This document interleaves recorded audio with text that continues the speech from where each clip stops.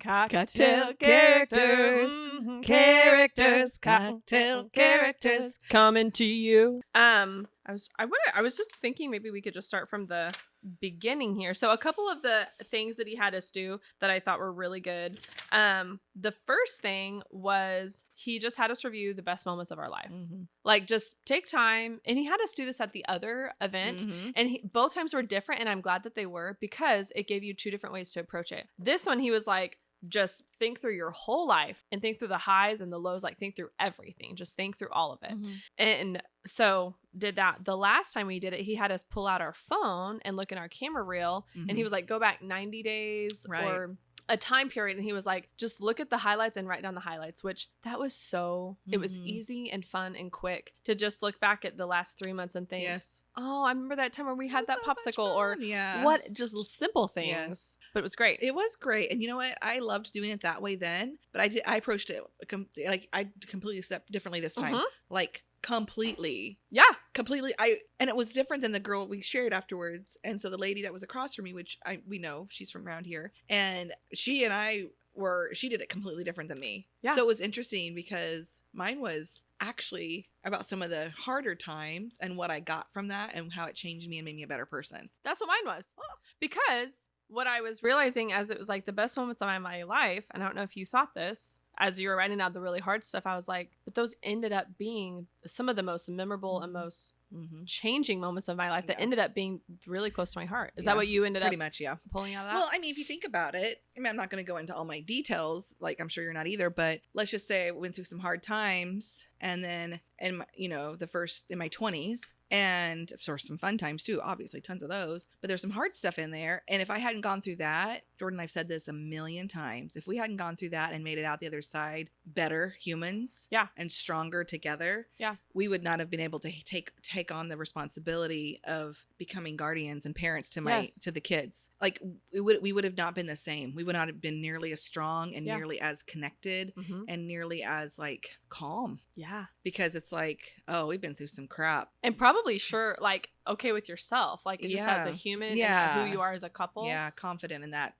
space. Yeah. Which is vital. Yeah. It's huge. So I was the same way as you. Just, I know. And Marnie was across the thing and she goes, oh, I didn't write that. I did something different. And I was like, I don't know why I wrote this down. I was like, I just kept like going to those spaces. Writing. Yeah. I don't know, but I was thankful. So that is funny because a lot of this, it was like these really, some of them were really small, hard moments. Like, I wrote down hiking the Grand Canyon and it was like this like hard physical thing to do. But then you get to the end and you're like, that was so beautiful. Like, I was so thankful that I spent 6 months training for that. It was just really beautiful. And that was something like I chose and trained for and all these things. But then like I wrote down like in really vulnerable things, it was just like, I'm really thankful that whatever it was, like, just fell completely apart, so that as I am getting put back together as a human, like, so thankful, incredibly thankful for those things. So yeah, that was a good tool. So just thinking back through like, what are the highs and the lows of your life? And I think that question made me think through, when I was thinking through the lows, they end up surfacing as highs later. Yeah, we're elevated through that. Yeah. Even this, I just noticed this. I didn't circle it. It was one of my things because of course I went through and circled. But even this, I said, I love that I let Jordan turn me into a yes person. Experiencing life is everything. Being open and vulnerable has allowed me to have deeper relationships with people. I love that. Isn't that great? Because like sometimes I give him a hard time. Like, we don't have to say yes to every invitation. We don't have to keep going. I'm gonna lose I need sleep, whatever. And then and honestly, I've gotten to where I don't really do that much anymore. I'm just like, okay, what are we planning? Okay. And I mean, there's times. Sure. But in general, it's yes. And because of that, now I'm able to be that for him when he needs it too. We wouldn't have experienced the life we have without allowing each other to help each other grow. I don't know. Yes. That's good. That's amazing.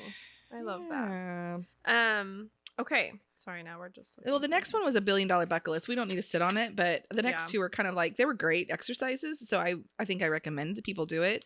So the $1 billion bucket list was, if you have $1 billion, create your bucket list. And I like the quote, and I shared it actually yesterday with a couple friends. Doers without dreams are tired. Dreamers without doing are tortured. I was like, oh, that's so true. So true. Oh my gosh. But it makes you have to like write down your dreams. What dreams would you make come true? What would you like to accomplish? What experiences or adventures would you like to have? Material possessions or you'd like?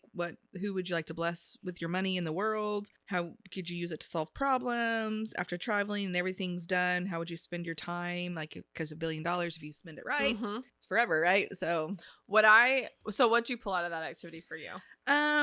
This actually helped me to hone in on my why a little bit because of course money matters, like I have to have, but it helped me to because it helped me hone in on my why a little bit right there. Yeah. If money was no option, what would I do with my life? What matters to me? How do I want? Because time is the greatest asset we have. Absolutely. And we never feel like we have enough. So why am I spending it the way I'm spending it? Yeah. What am I doing? How am I spending it loosely, or is it precious to me and I'm spending it wisely and I feel good about how I'm doing that, even with or without money, right? Like, that's a really good way to put that. Am I budgeting my time wisely and spending it in a way that feels purposeful? I like that he said we can't manage time. Time is not a managing. It's going. It's its own thing. It's a flow. It's a flow. You just need to jump in and figure out how to navigate it. Loved that. Pick your feet up and navigate. I love that. I've envisioned that so many times these past few days because of just time management. Yeah. And I keep thinking that. I'm like, how am I? No. Feet up, but do the things. Make choices. Yes. Get the things done. Yeah. It helps you. It helps me release the I literally can't control some of these things. Like, okay, like I'm going to do what I need to do. Like, don't just be lackadaisical, but no. Yeah. One thing I learned from that is, I definitely don't need $1 billion to live anywhere close. So and true. even on he had a bunch of questions laid out for that. And one of them was like, what material possessions would you buy? Literally the first word I wrote was sure. Sure, I'd buy stuff. But like my other ones were like, after traveling and all the fanfare, how would you spend your time day to day? How would you solve world problems? What would like bless your heart the most? Those are like paragraphs. What would I buy? I was just like, I literally had to write the word sure. I was like, sure. I mean, of course I'd buy something, but like that is not anywhere that was important to me as like things. Yeah, mine I don't was care. so funny. Like mine was the same house, the same size of house, but just a better kitchen. Just a bit. And not in it on a city lot, like maybe a little bit of room to breathe. And then Don't you love a that? new pilot doesn't have a messed up engine. I know. It was like a new car. I wrote something income producing. I don't know. Just like You're maybe like, more rentals. I don't know. But that doesn't that speak to like the blessing of your life and just like for sure. We don't need $1 million to like spend how to spend our day to day. Yeah, for sure. You know? Yeah. So that was I would say that to me was an eye-opening activity of like, we don't need $1 billion. Yeah. And it's something that we know. Yeah. But then you sometimes get pulled by what the world around you has, what their expectations are or what they're striving for. And it's like, it's not what I'm looking for. Thinking once I get that thing. Oh, yeah.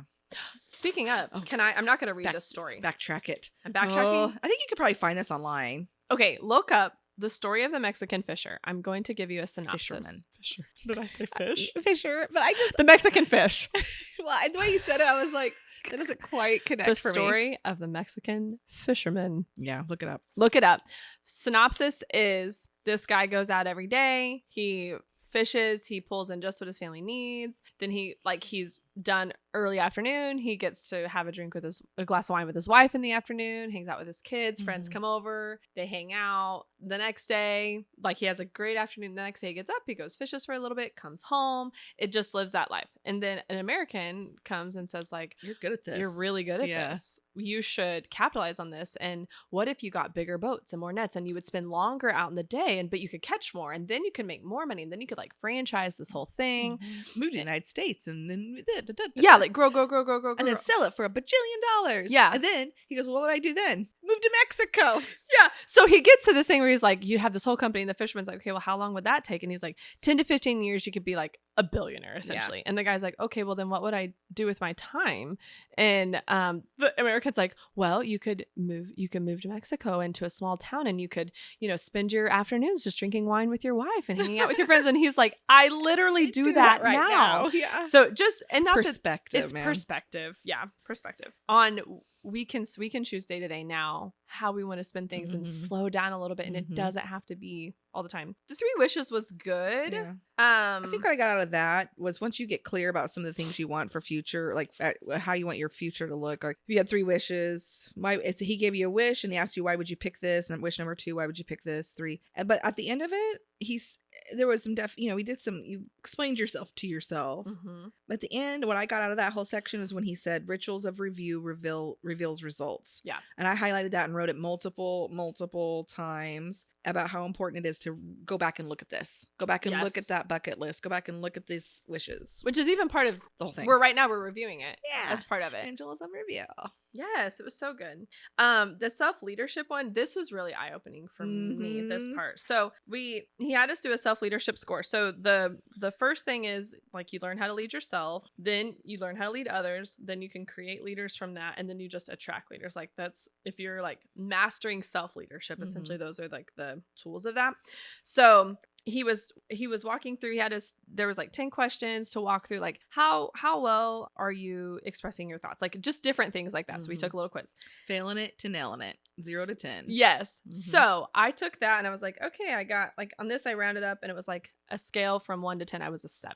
But then the next page, it was just the blatant question of how well are you leading yourself? If he would have just started with that, I would have been like, I don't know, like a 0. Yeah. Just because all these life changes, my life has felt kind of chaotic internally. And I think I shared this with you. But then when we were going through this, I was like scoring a lot higher than I thought. And I was trying to figure out why. Like, why am I feeling like I'm being such a bad, like I'm so bad at self-leading right now, but yet I'm scoring higher on that and I really don't understand. And then I figured out that for me, I think the chaos is actually me self-leading. Like it's going against the grain of what other people are expecting or wanting or saying, you should go do this thing. Yeah. And instead of me doing all those things, I'm feeling a little chaotic because it's like, I'm not going to do what other people are expecting right now. I'm going to do what is feeling like this is right for me and my family. And this is the direction we're going.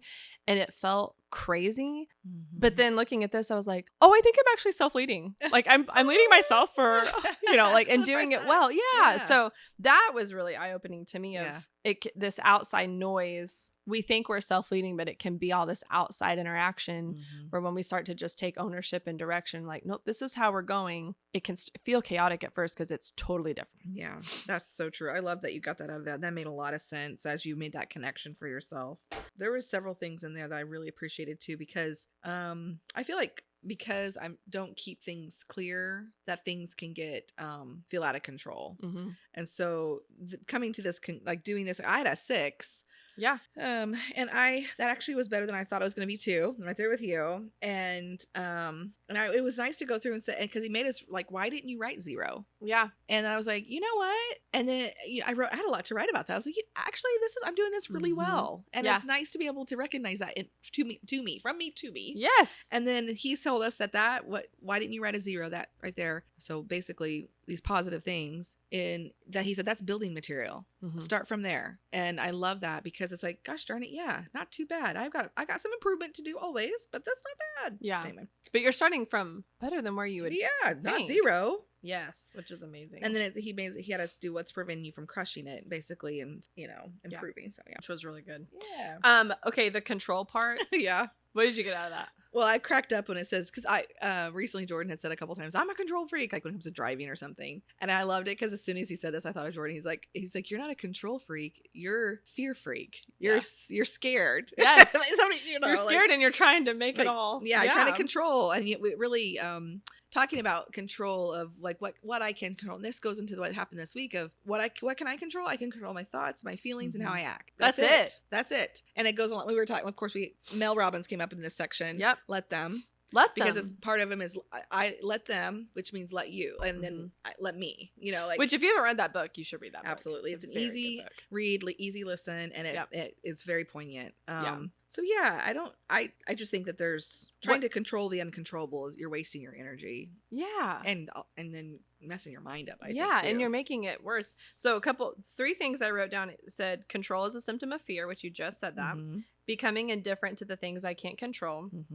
If it's not in my control, I will pay it no mind. What I took away from that was even like hard situations is like, how can I just neutralize the emotion of this? Like if this is feeling like something that I want to control or fear, it's just like, I need to somehow figure out how to neutralize the emotions of the situation. For me, this is me processing it. And okay, like this is what the situation is. What you just said, what can I control? My thoughts, my actions, how I'm going to show up in this, and everything else is literally out of my control. So I'm going to control me.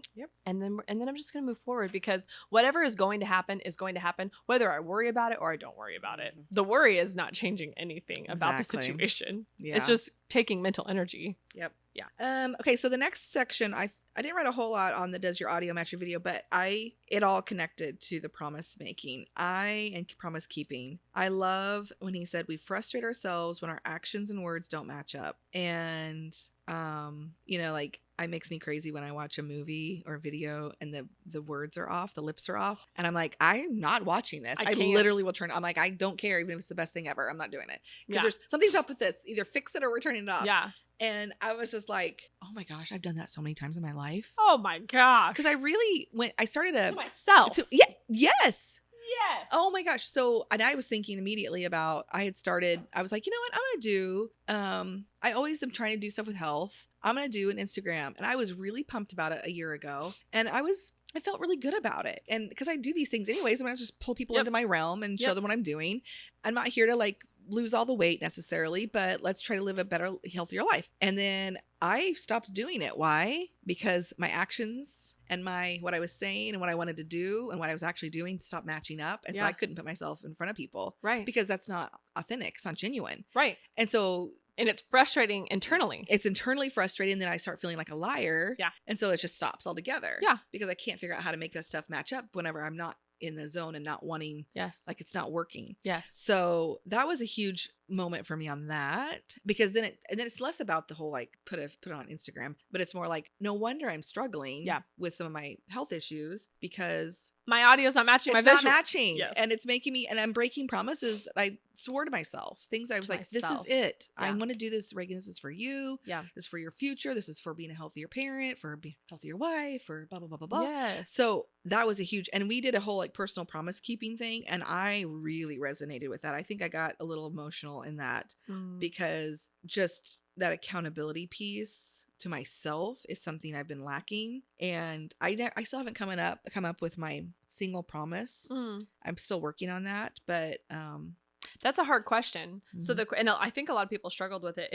He has, what is the promise that if you kept it, your whole life would change? He said, change it to like that it can feel almost two-way. Like, what is a promise that if you were to keep it, your whole life would change?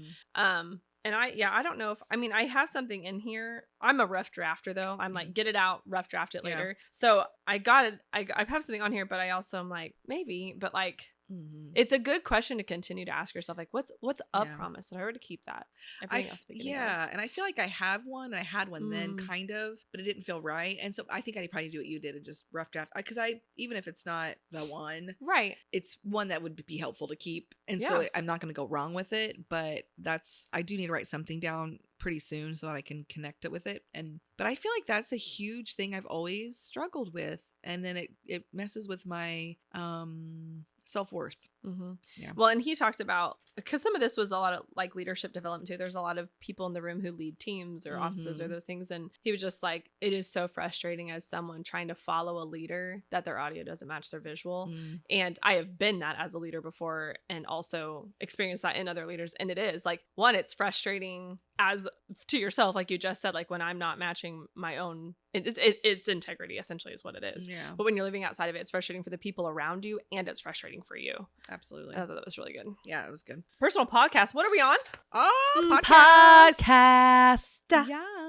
I didn't really write much down there. I'm like, I know about podcasts. I'm not writing anything down. Whatever. I own a podcast. Have you heard of Cocktail Characters? I'm so sorry. Y'all heard of that? So. Or I'll send it to you. I don't. Yeah, in there, he was just talking about like what's essentially the story we're telling ourselves. Like, how are we talking to ourselves and giving that and living from it. Okay, we need to move it along. I need to read there's this something quote. here. Okay, read it. Okay. A life you like is the enemy of a life you love. Ooh, And I love that, that. Yes. to me, which I know a lot of times we'll say like, you know, like you get comfortable and things, but to me that put that all into words of like why to get out of like something. It's good. There's so many times I've stayed in it's good. It's good. It's good. It's good. It's good. And then it's what it's costing you is great. Like Mhm. it's if we can get outside of like, yeah, I like this. I like this thing happening in my life. This job. I like this job. Right. But do you love it? Are you like Right. loving the way you're spending your time and like Yeah. how your day operates? Do you love it? Right. And not that every day can be that, but Sure. It's not we can realistic. start to create something that moves in that. I loved that quote. Yeah, So it's good. that was good. Okay. All right. What have you moved on to? Where are you at? Ooh, I like this quote too. He's a quoting machine. He was. Change comes from conditioning, not awakening. You may have to remind yourself every single day. And that's where the reconditioning comes into play, because we get sometimes we think we're just gonna be like, aha, and then life changes, but Yeah. it's not. That's not how. Even how incredible his 2 days were. If I were to just like, 2 days was amazing. And then he even And then- said, don't let this program become a victim of shelf help. Take home, put it on the like, shelf. Put it on the shelf. But that's so true. Mm-hmm. Yeah. I love that. Yep. Talked about programming. Okay, Mhm. so I didn't take very many notes right here for some reason. I know. I think I was really listening right here. There was not a time when I was not engaged. No, same. Which was amazing. Okay. So I'm going to go to, let's see here. I'd like to. Oh, yeah. what Go were you ahead. going to say? No, go ahead. I was going to stop at the metacognition for a minute. Mm-hmm. Okay, because a couple of the things I wrote down. So he says the awareness and understanding of one's thought processes. That is what metacognition is. So until you make the unconscious conscious, it will direct your life and you will call it fate. So what I took away from this was observing my own thoughts. How do I become a third party to the thoughts that I'm having, which I had to do this week. There were like little things that come up and be like, okay, I've got to become a third party to this thought right now. Get outside of the situation and be like, why am I having that thought? Is any of that true? Or is this just the first reaction that I'm like, am I reacting? How you're programmed. How you've I'm programmed yourself. Yeah. Yeah. Can I get outside of that for a minute? Assess where I'm at and be like, does that actually make sense here? So I thought that was really good, is how do I become a third party to that? The other thing he said in this was talking about how critical we are of ourselves and how that can just become a part of who we are. And even like into parenting, the quote he said about parenting was so convicting to me. He said, when you criticize your kids, they don't learn to stop loving you. They learn to stop loving themselves. Yep. And that, I did tear up a little bit. I was like, gosh, like the amount of times that you're not trying to criticize them, but it just comes out critical in how you do things. Like they're not learning to not love you. Yeah. They're learning to not like themselves. And that's heartbreaking. Yeah. That's a whole other podcast, man. That's a whole other. All right. So we had so much. We've had so much in here that instead of 2 episodes, we're going to do 3. 3 episodes. You're welcome. Jordan Freed, 2 days, 3 episodes, all the stuff we're learning. This is a choice we're making. This is a choice we're not making. Not 1, not 2, 3. Thrice. Thrice. I hope this is helpful so far, that people have taken things out of and they're this. not like fast forwarding 15 seconds. We're like zooming through some of this stuff. Yeah. So if there is any of it that does resonate, just pause on that thing and do that thing. Yeah. And then that's great. And send us a message, email us, message us, Yes. text us, and we can flesh out maybe an idea of something you're like, Yes. that it makes sense, or curious about how that works. Yes. Or ask us for the link and we'll send it to you. You can go to your class yourself. Absolutely. Anybody can go. Like they're amazing. It was so good. Yeah. Yes. If you have any questions on anything we're talking about, please ask us, because it really was amazing. Yeah, it was.